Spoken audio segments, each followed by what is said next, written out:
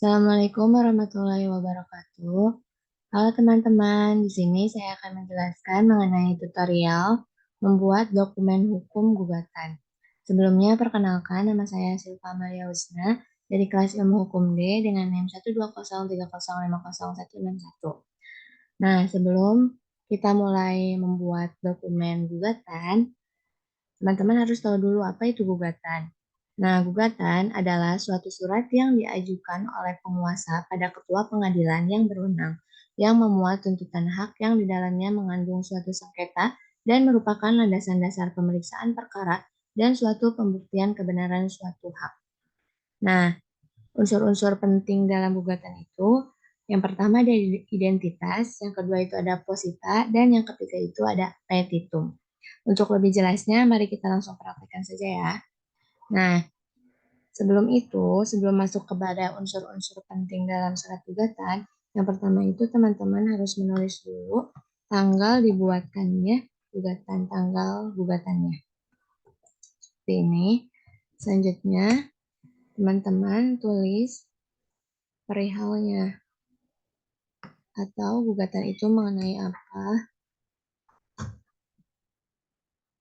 Di sini saya memakai contoh gugatan perdata wan prestasi.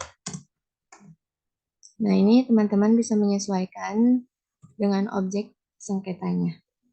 Selanjutnya, teman-teman tulis kepada pengadilan manakah gugatan ini diajukan.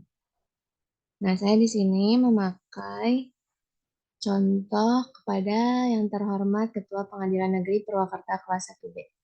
Sini juga sama, teman-teman bisa menyesuaikan dengan pengadilan apa yang akan dituju. Selanjutnya, tulis alamat pengadilan tersebut ada di mana. Seperti ini. Nah, setelah ini selesai, kita masuk pada unsur-unsur penting. Yang pertama itu tadi identitas para pihak. Sebelumnya, teman-teman harus jangan lupa dengan kata ini dengan hormatnya terlebih dahulu. Kemudian baru masuk kepada identitas para pihak. Atau apabila teman-teman menggunakan kuasa hukum, teman-teman harus menjelaskan dulu identitas kuasa hukum tersebut. Terdiri dari nama, nik, pekerjaan, NIA, masa berlaku KTA, dan alamat. Selanjutnya, jelaskan juga bahwa kuasa hukum tersebut adalah advokat pada kantor hukum mana dan alamatnya ada di mana. Selanjutnya, jelaskan pula bahwa kuasa hukum tersebut adalah yang akan mendampingi dan mewakili pemberi kuasa berdasarkan surat kuasa khusus terlampir. Nah, dalam hal ini bertindak dan atas nama, baru sebutkanlah identitas para pihaknya. Itu seperti ini.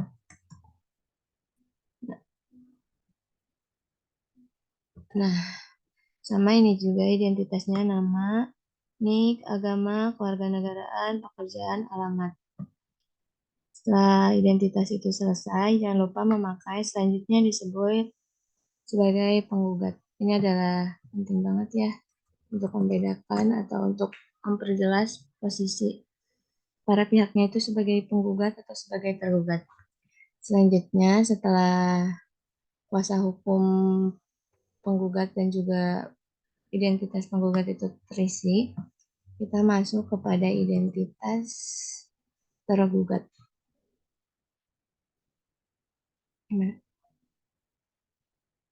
Atau jadi gugatan ini itu terhadap siapa?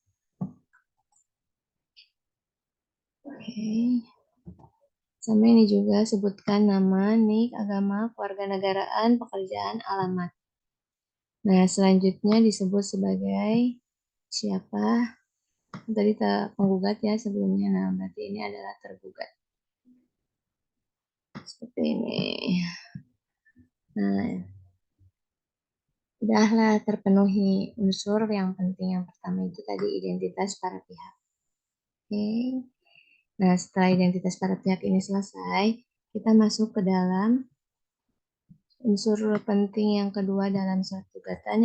Yang kedua itu ada posita atau dalil-dalil gugatan. Oke, kita simpan. Nah,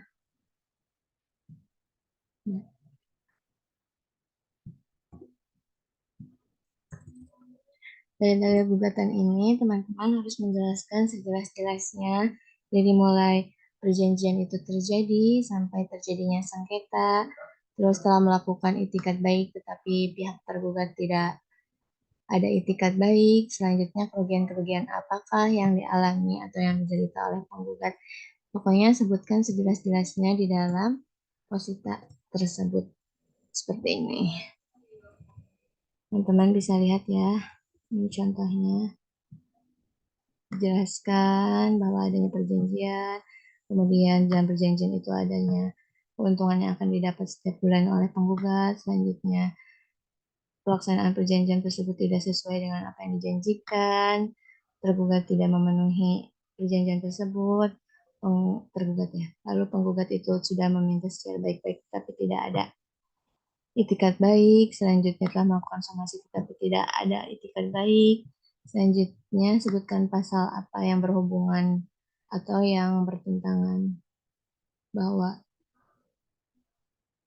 sebutkan pasal apa yang dilanggarnya, jelaskan isi pasalnya, selanjutnya sebutkan juga kerugian-kerugiannya. Seperti itu. Kemudian ini ya, unsur yang kedua adalah posita. Oke, kita masuk kepada unsur yang ketiga. Unsur yang ketiga itu tadi adalah petitum. Petitum ini adalah isi tuntutan atau dalil-dalil apa yang akan hal-hal apa yang akan dituntut. Mohon maaf ya. Nah, selanjutnya dalam petitum ini yang pertama teman-teman harus mencantumkan bahwa mengabulkan gugatan penggugat seluruhnya. Seperti ini. Nah, oke. Selanjutnya di dalam petitum juga teman-teman harus menjelaskan tentang atau tuliskan tentang pengesahan perjanjian dan juga eh, bahwa tergugat itu telah melakukan tindakan ingkar janji atau wan prestasi. Seperti ini, tuliskan aja ya teman-teman. Habis itu, nah selanjutnya teman-teman juga harus tuliskan apa yang dituntutnya atau ya kan tadi dijelaskan ya kerugian-kerugian apa di dalam posita. Nah teman-teman di dalam petitum ini sebutkan bahwa teman-teman itu ingin bahwa tergugat itu membayar kepada penggugat berapanya dijelaskan. Nah kemudian sebenarnya di dalam petitum itu bisa juga teman-teman menyantumkan sita jaminan. Cuman saya di sini tidak menggunakan ya. Tapi teman-teman boleh kok sesuai kebutuhan aja. Nah terus juga teman-teman mencantumkan ini. Tuliskan ini ya. Oke, menghukum tergugat untuk tunduk dan patuh terhadap putusan ini dan juga menghukum tergugat untuk membayar biaya perkara seluruhnya. Nah, di dalam apa petitum ini ada hal penting yaitu adanya subsidiar. Nah, subsidiar ini adalah apabila emang dengan kata-kata seperti ini ya, ada khusus telah disiapkan. Sebentar. Oke, kata-katanya adalah ini. Apabila majelis hakim yang mulia berpendapat lain, mohon putusan yang seadil-adilnya atau ex aequo et bono. Seperti ini. Oke, setelah itu apabila telah selesai, tulislah atas perhatiannya saya ucapkan terima kasih. Sebentar ada yang tipu. Ucapkan terima kasih.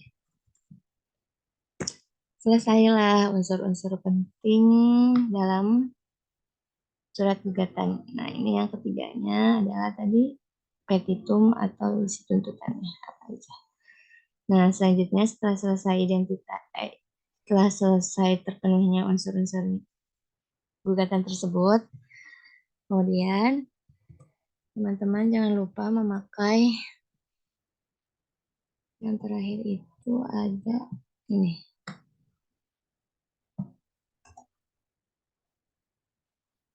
Jangan lupa cantumkan hormat kami. Oke. Maaf ya ini dempet karena tidak ada spasi. Nah, biar lebih jelas aja. Hormat kami, nah kuasa hukum tergugat. Nanti di sini itu dipakai buat tanda tangan kuasa hukumnya. Nah, biasanya juga di sini memakai materai. Oke, di sini nama kuasa hukumnya. Oke, sekian tutorial membuat dokumen hukum gugatan.